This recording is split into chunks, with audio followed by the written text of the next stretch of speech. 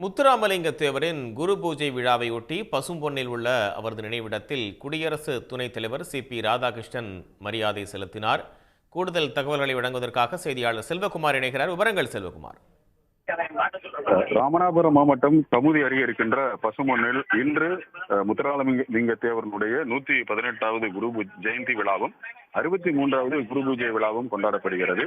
கடந்த 2 தினங்களாகவே பசும்பொன்னில் முத்துராமலிங்க தேவருடைய நினைவிடத்தில் இந்த பகுதியை சேர்ந்த மக்கள் இதை மிகப்பெரிய விழாவாக கொண்டாடி வருகிறார்கள். இதனிடையே அரசியல் கட்சி தலைவர்கள் வந்து மரியாதை செலுத்துகின்ற நிகழ்வு இன்று நடைபெறுகிறது. தற்பொழுது இதற்காக நேற்று மதுரை வந்த துணை ஜனாதிபதி சி.பி. ராதாகிருஷ்ணன் இன்று காலை ஹெலிகாப்டர் மூலம் இங்கு நேரடியாக அமைக்கப்பட்டிருந்த ஹெலிகாப்டர் தளத்திற்கு நேரடியாக வந்து இறங்கினார்.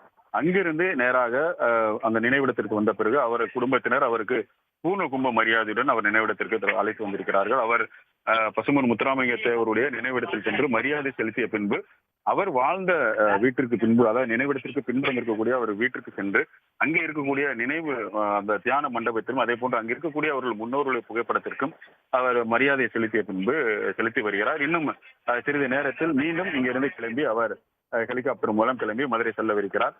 துணை ஜனாதிபதி வருகையை தொடர்ந்து அடுத்ததாக தமிழக முதல்வர் மு.க. ஸ்டாலின் தற்போது பசும்பொன்னை நோக்கி வந்து கொண்டிருக்கிறார். ஏற்கனவே கோரிப்பாளையத்தில் இருக்கக்கூடிய முத்துராமலிங்க தேவருக்கு சிலைக்கு மாலை அணிவித்து விட்டு, அதே போன்று தெப்பக்குளம் அருகே இருக்கக்கூடிய மருதுபாண்டியர் சிலைக்கும் அவர் மாலை அணிவித்தும் தற்போது முதல்வர் வந்து கொண்டிருக்கிறார். இதனைத் தொடர்ந்து தமிழகத்தில் இருக்கக்கூடிய அதிமுக, காங்கிரஸ் உள்ளிட்ட பல்வேறு அரசியல் கட்சியினர் தொடர்ந்து இங்கு தங்களுடைய மரியாதையை செலுத்தவிருக்கிறார்கள். அதனால் இந்த பகுதியில் கிட்டத்தட்ட ஒரு 6000த்திற்கும் அதிகமான போலீசார் பாதுகாப்பு பணிகளும் 350க்கும் மேற்பட்ட சிசிடிவி கேமராக்கள் இந்த பசும்பொன்னை சுற்றி மட்டுமே போடப்பட்டிருக்கின்றன. தொடர்ந்து 33 இடங்களுக்கு மேலாக தடுப்புகள் அமைத்து மாவட்டம் முழுவதும் காவல்துறை கண்காணிப்பு பணியில் ஈடுபட்டு இருக்கிறார்கள்.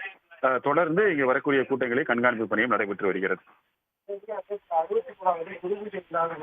விவரங்களுக்கு நன்றி செல்வகுமார். உடனுக்குடன் செய்திகளை தெரிந்து கொள்ள சன் நியூஸ் பெல் ஐகானை கிளிக் பண்ணுங்க.